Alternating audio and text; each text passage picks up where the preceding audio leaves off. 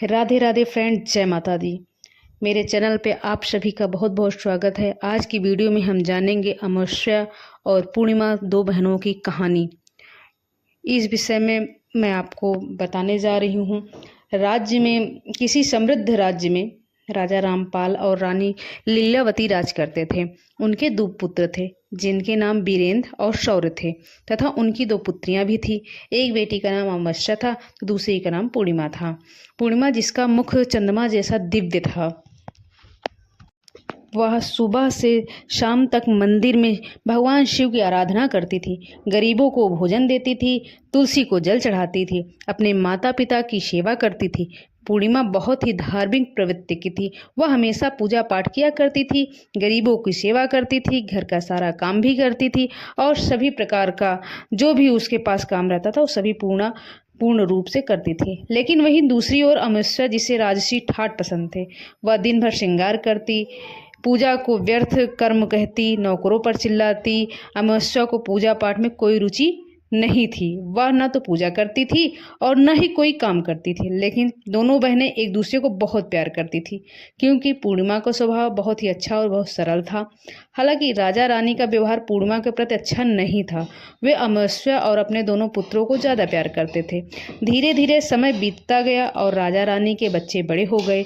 फिर एक दिन की बात है, राजा ने अपने बेटों का विवाह कर दिया। जब बेटियों की शादी की बारी आई, तब रानी ने राजा से कहा, महाराज, पूर्णिमा तो साधारण ब्राह्मण के योग है, इसे किसी गरीब के घर ब्याह दो। और हाँ, भूल से पूर्णिमा का विवाह किसी बड़े घर में मत करना, क्योंकि इसे तो कीर्तन, पूजा पाठ, सत्संग आदि कहानियां सुनना पसंद है। अगर यह बड़े घर में गई तो यह सब नहीं कर पाएगी, इसलिए इसकी शादी किसी गरीब के घर में कर दीजिए। तब राजा साहब ने कहा, ठीक है। फिर से रानी ने कहा, महाराज, अमावस्या भी तो विवाह की योग्य हो गई है। अमावस्या तो एक राजकुमारी जैसी है, इसके लिए भी वर देखिए और दोनों बहनों का विवाह एक साथ कर दीजिए। तब राजा ने पास के गांव में राजा के बेटे के साथ अमावस्या का विवाह कर दिया। उसी गांव में एक गरीब किसान के बेटे के साथ पूर्णिमा का विवाह कर दिया। जब राजा ने रानी को यह बताया तो वह बहुत खुश हुई। मित्रों, अब राजा और रानी ने बिना किसी विचार के अपनी बेटियों के बीच पक्षपात किया। रानी के कहने के अनुसार अमावस्या का विवाह धनवान राजकुमार के साथ हुआ। उसे सोने चांदी पालकी में बिठाकर नौकरों चाकरों सहित उसे विदा किए। वहीं दूसरी ओर बेचारी पूर्णिमा को एक किसान के घर भेज दिया गया।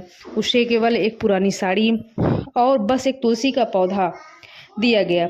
तब रानी मन में सोचती हुई कहती है, अब देखते हैं पूर्णिमा गरीब किसान के घर में कैसे रहती है, क्या वहाँ भी पूजा पाठ आदि वो कर सकती है। देखते हैं उसकी कौन मदद करता है। अब उन दोनों की विदाई हो जाती है। अमावस्या और पूर्णिमा अपने अपने ससुराल को चली जाती हैं। अमावस्या तो अब किसी महारानी की तरह अपना जीवन सुखपूर्वक ऐशो आराम से व्यतीत कर रही थी। वहीं पूर्णिमा भी अपने भाग्य और भगवान के भरोसे खुशहाल जीवन बिता रही थी। अमावस्या का पति, जो एक राजकुमार था, वह बहुत घमंडी था। उसे घमंड से ज़्यादा कुछ आता ही नहीं था। वो सोचता था, जो हूँ मैं ही हूँ। किंतु पूर्णिमा का पति शांत और सुशील स्वभाव का था। अब कुछ दिनों का समय इसी तरह गुजर ही गया और फिर एक दिन की बात है, अमावस्या ने अपने घर पर शिव चालीसा का आयोजन किया। इस आयोजन में उसने गांव की सारी महिलाओं को बुलाया और सारी आस पड़ोस की औरतों को भी इनवाइट किया। लेकिन अपनी बहन पूर्णिमा को जानबूझकर उसने नहीं बुलाया, क्योंकि वह गरीब थी। गरीब बहन को अपने घर बुलाना वह पसंद नहीं करती थी। उसे बुलाने का मतलब सम्मान में कमी नजर आ रही थी। तब वही पूर्णिमा अपने दरवाजे पर बैठी थी तो गांवों की औरतें ने कहा, अरे पूर्णिमा बहन, तुम्हारी बहन के घर में आज शिव चालीसा का पाठ है, तुम नहीं जाओगी क्या? तुमको नहीं बुलाया गया है क्या? तब गांव की औरतों ने कहा, नहीं।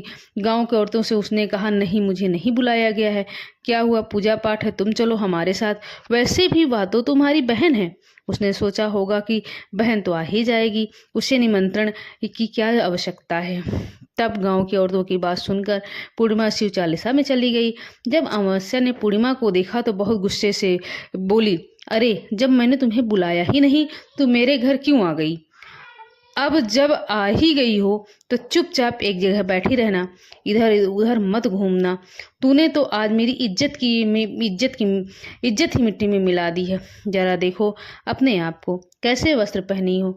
जाओ उधर कोने में बैठ जाओ। और फिर उसने पूर्णिमा की गरीबी का बहुत मजाक उड़ाया। पूर्णिमा की आंखों में आज झरझर आंसू बहने लगे और वह भगवान से शिव से प्रार्थना करने लगी, हे भगवान, मुझ पर आप सबकी कृपा करिए। आप मेरे ऊपर कृपा कब करेंगे? आखिर मेरा कसूर ही क्या है? पूजा पाठ करना, गरीबों की सेवा करना, काम करना, या क्या ये सब भी चीज़ें गलत होती हैं? हे भगवान, अब मुझ पर कृपा करो। थोड़ी ही समय के बाद इस तरह वह भगवान से विनती कर रही थी। शिव चालीसा पूरी हो गई। अमावस्या ने सबको प्रसाद दिया लेकिन अपनी बहन को प्रसाद नहीं दिया। अब निराश मन के साथ पूर्णिमा वहां से बिना प्रसाद लिए ही अपने घर की तरफ चल पड़ी।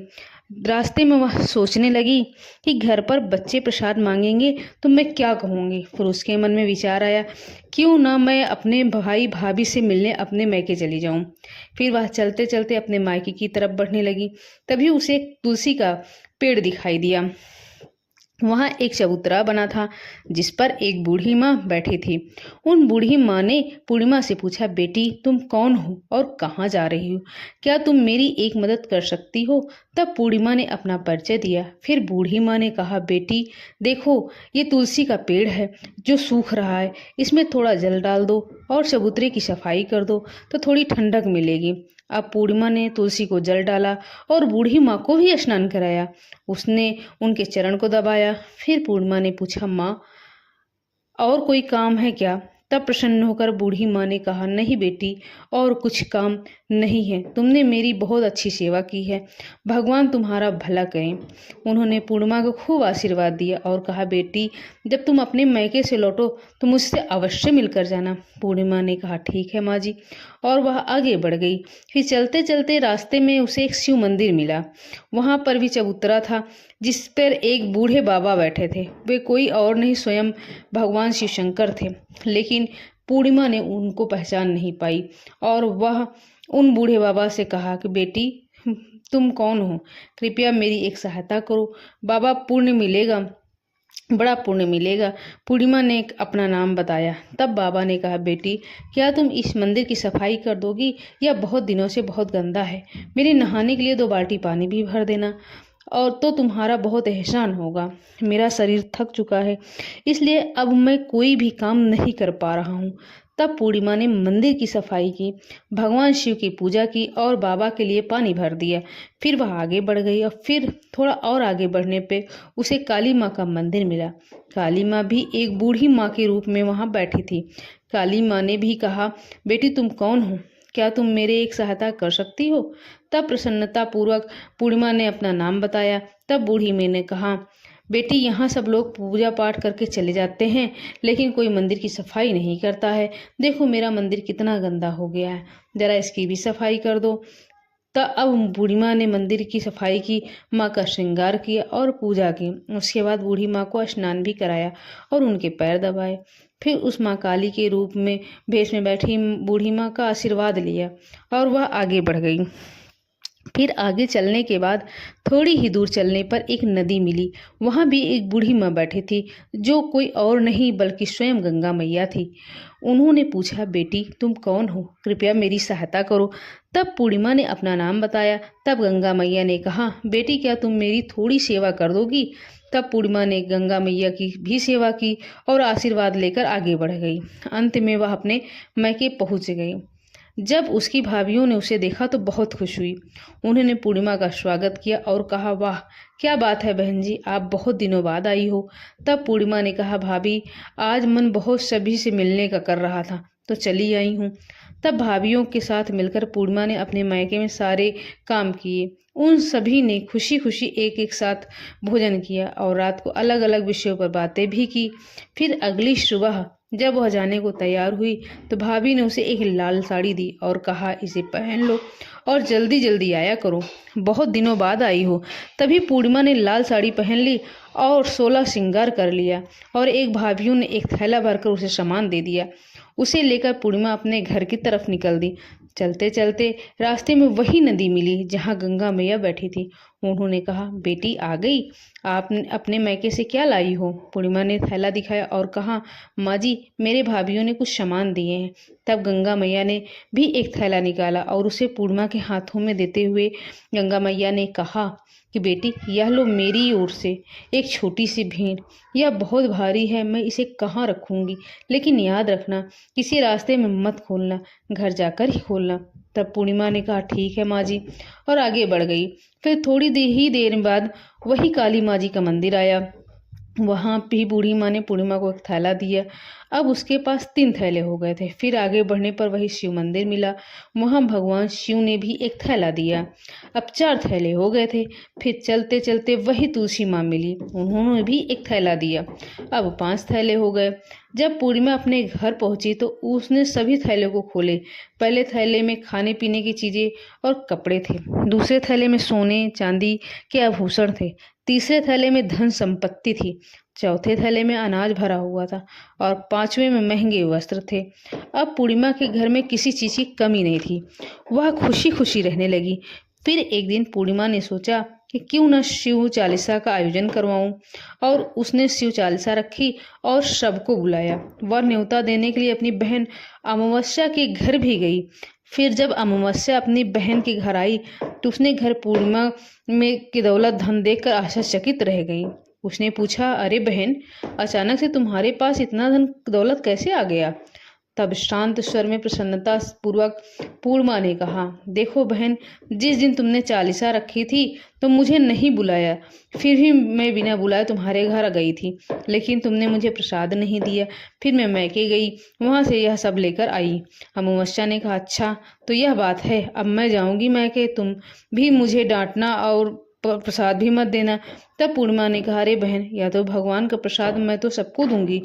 लेकिन अमावस्या ने प्रसाद नहीं लिया और अपने घर जाकर बच्चों से कहकर मैके चली गई। अब चलते चलते रास्ते में वही तुलसी माँ मिली। जब उन्होंने अमावस्या को कहा, बेटी, यह चबूतरा साफ कर दो, तुलसी में पानी डाल दो, कृपया मेरी मदद करो। तब क्रोध में आकर अमावस्या ने कहा, हे बुढ़िया, मैं इतनी महंगी साड़ी पहन रखी हूँ, यह गंदी हो जाएगी, मैं कुछ भी नहीं करूंगी। फिर आगे चलकर भगवान शिव मिले, उनसे भी उसने ऐसा ही बोला। काली माँ और गंगा मैया से भी उसने यही कहा। उसका अभद्र व्यवहार देखकर सभी देवी देवता रुष्ट हो गए। अब जब वह मैके पहुंची तो भाभियों ने उसे देखकर कहा, अरे महारानी, यहाँ कहाँ से आ गई? इसे तो कुछ काम में भी नहीं आता, बस आ गई अपना मुंह उठाकर मुफ्त में भोजन खाने के लिए, बिन बुलाए ही आती है, इसे कोई शर्म ही नहीं है। और तभी रात में अमावस्या ने खाना खाकर सो गई। सुबह होने पर वह बोली, भाभी, मैं जा रही हूँ। भाभी ने कहा, ठीक है, जाओ महारानी जी। तब अमावस्या ने कहा, भाभी, पूर्णिमा को तो आपने थैला दिया, मुझे कुछ नहीं दिया। भाभी ने कहा, जो तुम्हारे घर थैला पहुंच जाएगा। तब अमावस्या चल दी। रास्ते में गंगा मैया, काली मैया और भगवान शिव, तुलसी माँ सभी ने उसे थैले दिए। लेकिन जब वह घर पहुंची तो उस थैले खोले तो एक में मिट्टी, दूसरे में पत्थर, तीसरे में सांप बिच्छू निकले। अमावस्या ने अपना सिर पीट लिया और कहा, हे भगवान, मुझे मैके में भी कुछ नहीं मिला और यहाँ भी कुछ नहीं मिला। फिर वह दौड़कर पूर्णिमा के पास गई और बोली, तुझे इतना सब कुछ कैसे मिला? मुझे कुछ भी नहीं मिला। तब पूर्णिमा ने कहा, मैं मैके जाती हूँ तो भाभीियों को काम करती हूँ, तुमने तो कभी भाभीियों की मदद नहीं की। तुमने गंगा मैया, शिवजी, काली माँ और तुलसी माँ सभी को ठुकरा दिया, इसलिए भगवान ने तुम्हें यह सब कुछ दिया और उनका अपमान किया। तब अमावस्या ने कहा, बहन, मुझे माफ कर दो, मैंने सदा ही तुम पर अत्याचार किया, अब मैं भी भक्ति करूंगी। तब पूर्णिमा ने कहा, बहन, 3 सूत्र याद रखना, सदियों दूसरों पर दया करना, हमेशा प्रतिदिन चालीसा पढ़ना, तीसरी बात 108 बार ओम नमः शिवाय का जाप करना। इससे अब तुम्हारे सारे दुख दूर हो जाएंगे। घर आए लोगों की भी सेवा करना। अरे बहन, भगवान ने जो 3 सूत्र दिए हैं उन्हें प्रसाद के रूप में स्वीकार कर लेना और हृदय में बसा लेना। मैंने सच्चे मन से भगवान की पूजा की, सबकी मदद की, मुझे सब कुछ मिला। तुम्हारे पास जो भी था वह तुम्हारे अहंकार के कारण खत्म हो गया। अब अमावस्या अपने घर गई और पूजा पाठ करने लगी। वह भगवान शिव से माफी मांगने लगी और धीरे धीरे उसकी भी परिस्थिति बदलने लगी। तो मित्रों, जय हो शंकर भोले बाबा की। अगर आपको यह वीडियो पसंद आई हो तो लाइक कमेंट शेयर करना ना भूलिएगा दोस्तों। राधे राधे फ्रेंड, जय माता दी। श्रद्धा भक्ति से लिखिएगा ओम नमः शिवाय।